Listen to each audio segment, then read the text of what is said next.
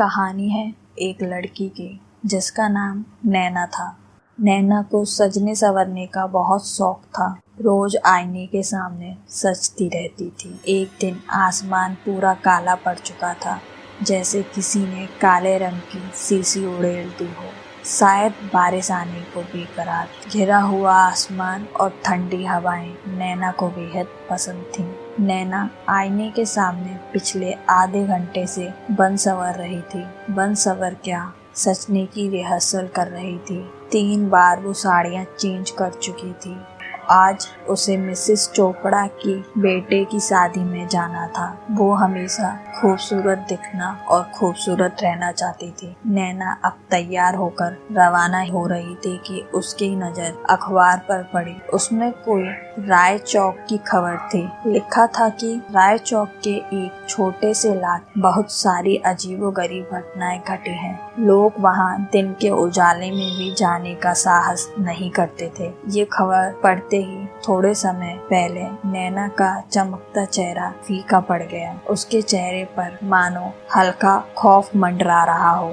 थोड़ी देर खामोश होकर वहीं खड़ी रही, मानो ये खबर उसके मन में घर कर गई हो। नैना की खामोशी मिसेस चोपड़ा के फोन ने तोड़ी। नैना ने फोन उठाया और बातें करते वहां से कार में निकल पड़ी। नैना को शादी में पहुंचने में कोई दिक्कत नहीं आई। नैना ने गाड़ी से बाहर निकलने से पहले एक बार फिर अपना चेहरा निखार लिया। नैना का स्वागत हंसते चेहरों ने किया, मगर कुछ चेहरे ऐसे थे जिसने नैना को बुरी नियत से देखा। वो चेहरे थे कॉलेज के बदमाश और कॉलेज ट्रस्टी के बिगड़े हुए लड़के। कॉलेज उन लड़कों को 5 पापी बुलाते थे।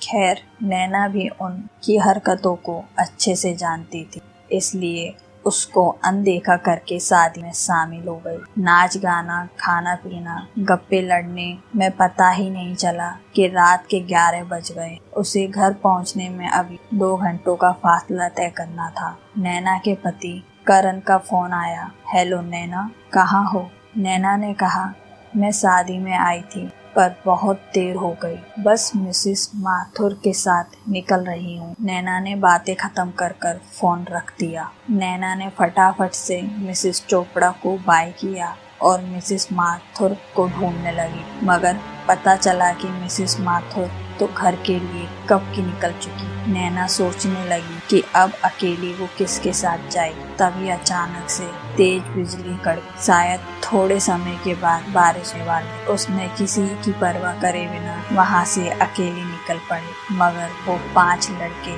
नैना की हर हरकत पर नजर रख रहे थे। नैना ने बस थोड़ा सा ही फासला तय किया ही था कि बारिश होने लगी। नैना मन ही मन सोच रही थी कि वो बारिश बंद होने का इंतजार करे या फिर आगे बढ़े। नैना को जल्द ही तय करना था उसे क्या करना है। उसने आगे बढ़ने का फैसला किया। नैना की कार थोड़ी आगे बढ़ ही रही थी कि तेज बारिश शुरू हो गई। हमेशा नैना को अच्छी लगने वाली बारिश की बूंदें आज बाधा बन रही थी। नैना का आगे बढ़ने का फैसला सही था, क्योंकि बारिश बंद हो चुकी थी।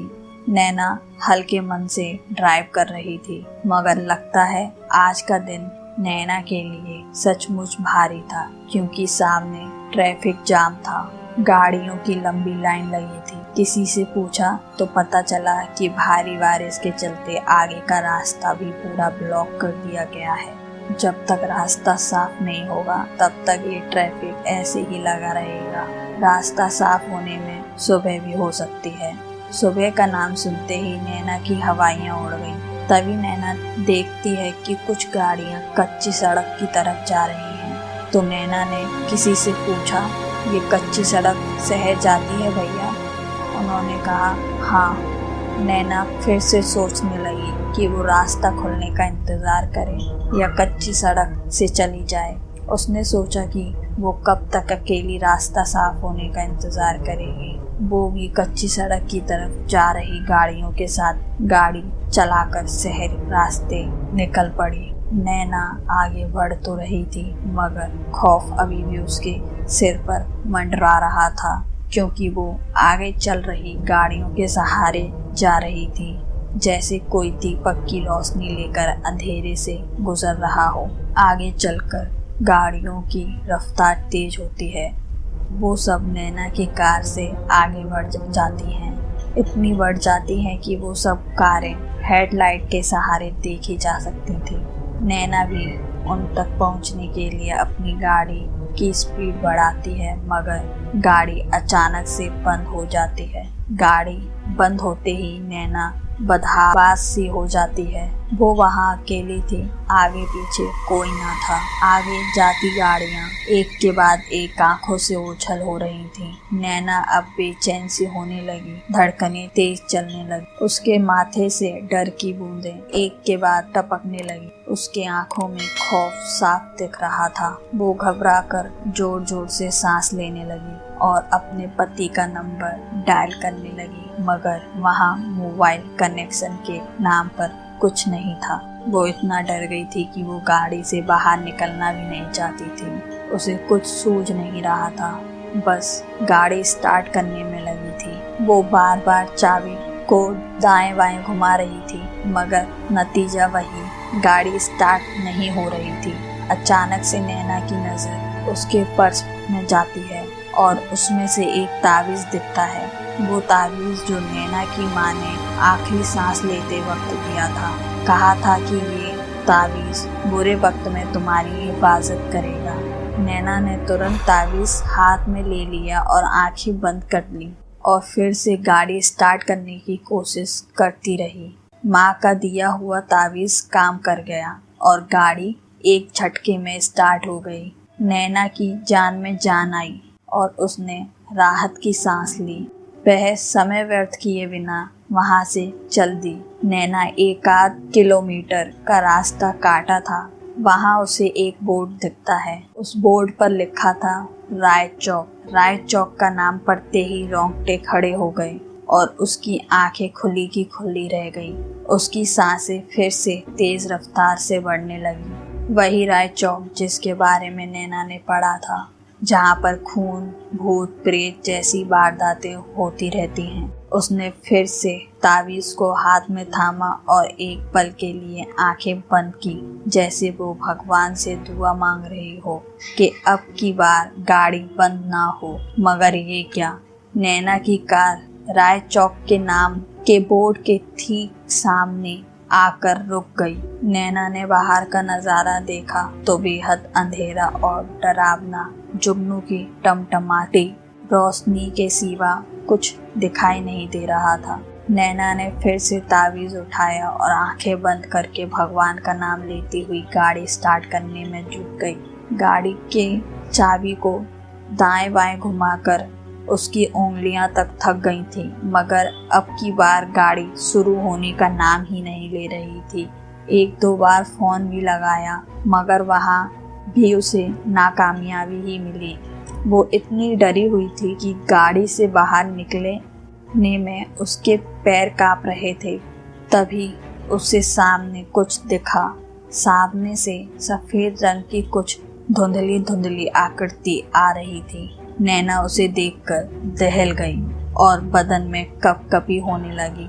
वो आकृति जैसे जैसे आगे आ रही थी, वैसे वैसे एक आकृति से 3 आकृति हो रही थी। काले घने अंधेरे में सफेद रंग साफ साफ दिख रहा था। नैना उसे देख बस सोच रही थी कि ये क्या आ रहा है। सफेद चादर ओढ़े कोई आदमी या कोई भूत प्रेत। नैना के पसीने छूटने लगे। नैना ने जल्दी से गाड़ी के शीशे बंद किए हैं या नहीं तसल्ली करने लगी और अंदर बैठे बैठे तावीज़ को थामे आंखें बंद करके भगवान का नाम जपने लगी। अब वो सफेद आकृति नैना की कार के आगे पीछे मंडराती रही। सहमी नैना जोर जोर से सांस लेने लगी, हल्की सी कनकनी सी देख रही थी। तभी किसी ने गाड़ी के शीशे पर जोरदार धम-धम दी।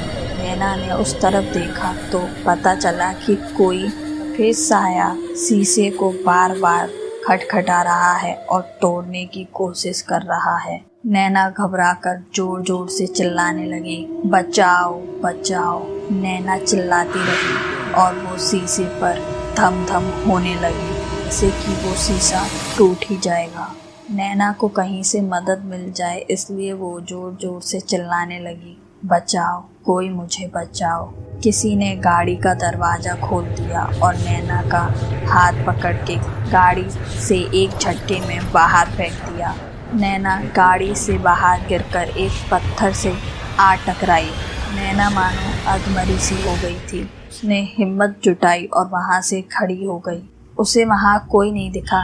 किसने गेट खोला या उसको घसीट कर फेंक दिया। नैना समझ गई कि ये कोई बुरा साया है। नैना बिलखते हुए वहाँ से भागने की कोशिश कर रही थी, मगर सहमी हुई नैना कितनी दूर तक भाग पाती।